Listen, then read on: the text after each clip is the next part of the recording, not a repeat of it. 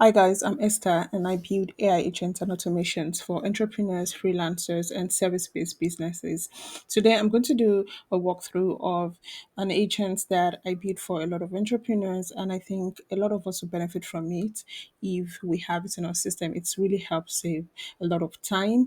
I'm talking about 5 to 10 hours that you're saving every week, and you also can grow faster with such an AI agent. And it's simple, but can be quite expensive to get if you want to get a human, a human to perform the task. And that's the personal assistant agent. For a lot of people, shelling out between 30 to 100K to a personal assistant might not be feasible, but you can go through and build an AI agent that will also serve as a personal assistant and give you almost the same level of service or even the same level of service that you get from a human, only that you'll not be spending as much. And sometimes you can have events and tasks even running while you're not there and while you're sleeping at night. So let me just do a quick walkthrough of it for you. Let me go to my screen. So yeah, we have this is a complete workflow of the agents. It's inactive right now because I'm going to deliver it to the clients, and once I deliver it to them and switch out a couple of things, it will become active. But the whole system itself is triggered by Telegram, and that's because we want to make it easy for clients to be able to, perform tasks remotely. They don't need to come to their N8N dashboard at all. For a lot of people, for a lot of clients, they don't even get to this place at all.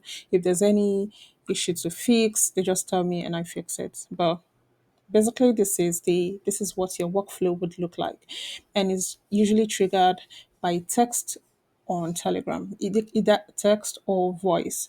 If it's a text, it just edits feeds and go directly to the agents. If it's voice, it downloads the voice message, transcribes it using OpenAI, and then gives it to the agents. And here we have all the tools. Here we have the chat model, which is like the brain box of your whole agent. For some, you can decide to use Claude or OpenAI. I prefer to use Gemini just because I already have it in my workspace too. So I use Gemini. And then we have the email too. So we're able to send email, we're able to send drafts, we're able to pull emails from our email accounts just by sending a text or dropping a voice note in our Telegram chat. We also have the internet research tool. So if you want to research a topic or you want to research a company or you want to get updates about something, you can easily just get that running on your you can easily get that running through your Telegram, just dropping a text through your Telegram, and then you get all the results back on Telegram. You never really have to come in here. Then you also have the calendar too. We schedule events, invite people to an event, and just really pull even events from your calendar. You want to know what's happening or the meetings you have today. You can just ask your personal assistant agent to get it all, and it will give it all to you on Telegram. Then we also have the think too. This is really just for we're asking the agent to actually think through the task that we're giving it to perform. So for a lot of AI agents, I think the system message is something that a lot of people just sort of you know, people just use the natural language in telling it, okay, you're an AI assistant, this is what you should do, and this is what you should not do. These are the tasks and these are the tools, which is all well and good and will give you good results. But we found that for us, there are two ways that we can get better output from our AI agents using the system message. So the first one so the first one is by actually getting a prompt directly from Gemini or from whatever knowledge base that we're using, either ChatGPT, Gemini, or Claude. And what we do is, okay, this is the agent. This is what it's going to do. These are the tools available to it. Can you draft me a prompt message? We either do that or we download the JSON file and then ask it to give us a prompt message based on that.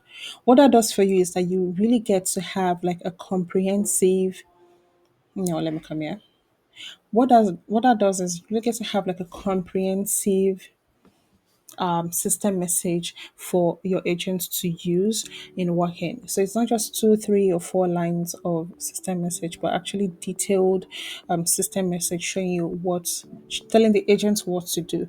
We even have general guidelines, we have priority to use, we have examples of workflow, and also sometimes when you put in system message, even when you get it from Gemini or OpenAI, it doesn't put the current date and time. But that if you're using calendar tool, for example, you need the current date and time.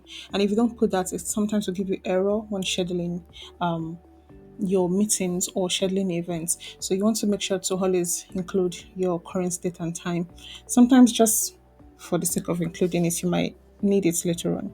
So that is this is what the whole workflow looks like. And we have this here because when you drop the trigger message on Telegram, we also want you to receive the results back on Telegram.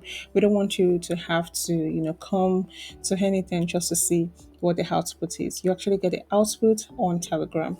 So let's just do like a couple of things. Maybe I'll send an email and also do some research so that you see how the tool works. So if I want to so if I want to send an email, for example, I can be send an email to Sarah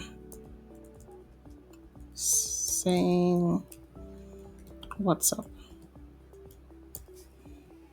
I know I'm typing like that today. So once you have it there, you execute it. Now, the only reason I'm executing manually from this place is because I haven't made it active because the old system is still inactive. So I'm triggering it manually. You won't have to do that if this is built up for you. So it said they have sent the email. Let's confirm if the email is actually let's confirm if the email has actually been sent to Sarah. And by the way, the your contact is also connected to this workflow. So you can either have it on your Google Contacts or you have a database, maybe an Excel sheet or Airtable, any one of those. I use Google Contacts also just because it's included in my workspace tools. So let's see if it actually sends the email to Sarah. So this is the email. So we've checked the email is right there, and that's it. So the same way it did the email, you can use it to set up an event in your Google Calendar. You can easily use it to research the latest updates, maybe about a topic, about an industry, or about a company, and you're going to get it.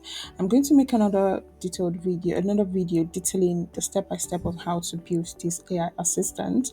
But for now, I just wanted to give you an overview of what the workflow looks like and what it would look like for you if you are the client or if you have an AI personal assistant.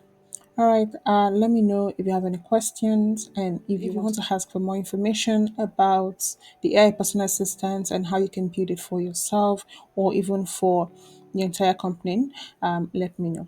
All right, bye.